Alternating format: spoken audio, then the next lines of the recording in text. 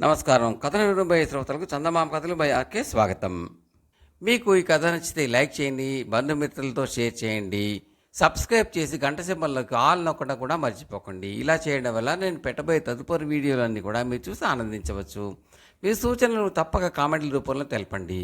అది మాకు ఎంతో ఎంకరేజింగ్గా ఉంటుంది. Thank you very much. ప్రస్తుతం చెప్పబోయే కథ పేరు దొంగ సొమ్ము. విసుగు చెందని విక్రమార్కుడు చెట్టు వద్దకు తిరిగి వెళ్ళి చెట్టుపై నుంచి శవాన్ని దించి భుజాన్ని వేసుకుని ఎప్పటిలాగే మౌనంగా శ్మశానకి నడవసాగాడు. అప్పుడు శవంలోని బేతాళుడు, రాజా, నీ ప్రయత్నం మంచిదే కావచ్చు, కానీ సదుద్దేశాలకు కూడా దుష్ఫలితాలు కలగవచ్చు. అందుకు నిదర్శనంగా సాత్యకి అనే వాటి కథ చెబుతాను, శ్రమ తెలియకుండా విను అంటూ ఇలా చెప్పసాగాడు. పూర్వం సాత్పుర రాజ్యాన్ని శతకంఠుడు అని రాజు పరిపాలించేవాడు. ఆ రాజ్యం అంత సంపన్నమైనది కాదు. ఆ కారణం చేత రాజు కూడా అటే ధనవంతుడు కాడు. ప్రజలు పేదవారు. అందుచేత రాజు తనకున్న దానిలోనే ప్రజలకు ఏదో ఒక రూపంలో ధన సహాయం చేస్తూ మంచి పరిపాలకుడు అని అనిపించుకుంటూ ఉండేవాడు. సాత్పుర రాజ్యం ఏమంత సుభిక్షం కాకపోయినప్పటికీ అక్కడ అనేక మంది వర్తకులు సాహసవంతులై సముద్ర వ్యాపారం చేసి అంతులేని ధనం ఆర్జించారు. అయితే వారు తాము సంపాదించుకొచ్చిన బంగారాన్ని రాజుగారి కళ్ళబడకుండా రహస్యంగా దాస్తూ వచ్చారు.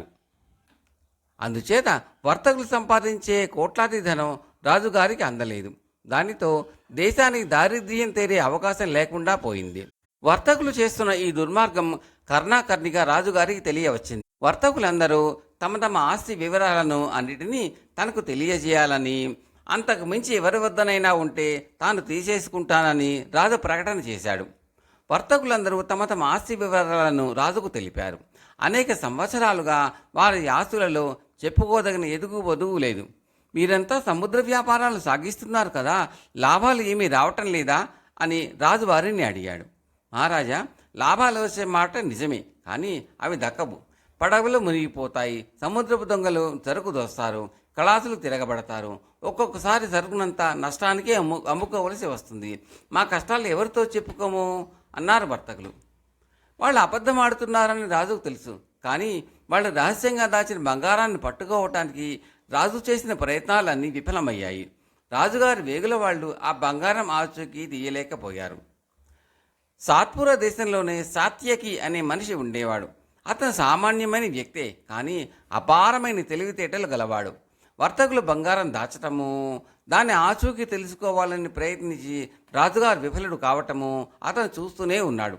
రాజుగారికి అనిపించినట్టే అతనికి కూడా వర్తకుల సౌభాగ్యం ప్రజలకు లాభించాలని అనిపించింది.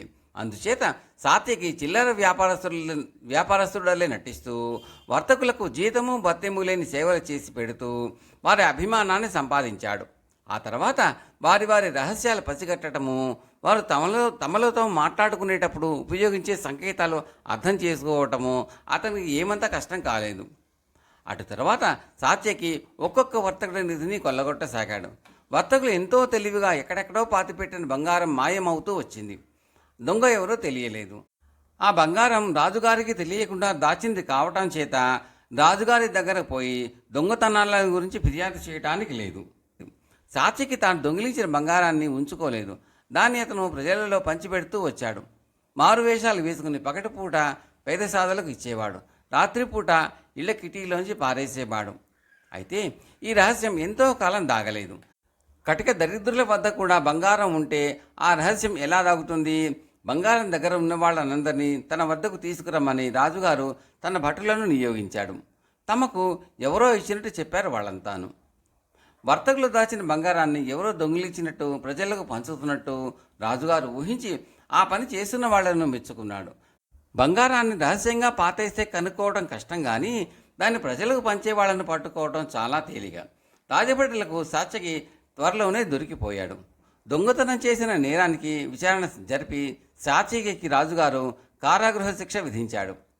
అతను పట్టుబడ్డాక ప్రజలలో బంగారం పంచిన వాళ్ళు ఎవరూ లేకపోవటం చేత బంగారాన్ని దొంగిలించిన వాడు అతను ఒక్కడే అన్నది స్పష్టమైంది. బేతాళుడి కథ చెప్పి, రాజా, శతకంఠుడు సాత్యకి సన్మానం చేయక దొంగగా పరిగణించి ఎందుకు శిక్షించాడు? తాను కనుక్కోలేకపోయిన దొంగ బంగారాన్ని సాత్యకి బయట పెట్టాడు కదా, తాను కోరినట్టే ఆ బంగారాన్ని ప్రజలకు పంచాడు కదా. అటువంటప్పుడు రాజు దృష్టిలో సాత్యకి నేరస్తుడు కావటానికి కారణం ఏమిటి? ఈ ప్రశ్నకు సమాధానం తెలిసి కూడా చెప్పకపోయావో నీ తల పగిలిపోతుంది అన్నాడు. దానికి విక్రమార్కుడు సాత్యకి చేసిన అసలు నేరం వర్తకుల బంగారం కాచేయటం కానే కాదు, దాన్ని రాజుగారికి ఇవ్వక తానే ప్రజలకు పంచటం. ప్రజల యోగక్షేమాలు చూడవలసిన వాడు రాజు. ఆ అధికారాన్ని సాత్యకి నిర్వర్తించాడు. అదీగాక వర్తకులను తనకు అనుకూలంగా చేసుకోవటం రాజుకు అవసరం. తమ బంగారాన్ని హరించిన వాణ్ణి శిక్షించినందుకు వర్తకులు తనకు సుముఖులు అవుతారు. పూర్వం వాళ్ళు రాజుకు వ్యతిరేకులుగా ఉండి తమ బంగారాన్ని దాచారు. బంగారాన్ని ప్రజలలో పంచటం కన్నా బంగారాన్ని సంపాదించటమే దేశానికి ఎక్కువ మేలు. సాత్యకి ఉన్న బంగారాన్ని మాత్రమే పంచగలడు. వర్తకులు నిత్యము బంగారాన్ని సంపాదిస్తూ ఉండగలరు. అందువల్ల వర్తకులు తమకు అనుకూలించడం రాజుకు అవసరం. ఇప్పటికే కొందరు వర్తకులకు సాత్యకి ధర్మమా అంటూ బుద్ధి వచ్చింది. వారిని చూసి ఒకవేళ మిగిలిన వర్తకులకు బుద్ధి రాని పక్షంలో సాత్యకిని కారాగృహం నుంచి విడిపించి ఆ పనికి నియోగించడం రాజుగారి చేతిలో ఉన్న పని. అందుచేత రాజు బాగా ఆలోచించి సాత్యకిని ఈ విధంగా దండించాడు అన్నాడు. రాజుకు ఈ విధంగా మౌనభంగం కలగగానే బేతాళుడు శవంతో సహా మాయమై తిరిగి చెట్టెక్కాడు. కథ సమాప్తం.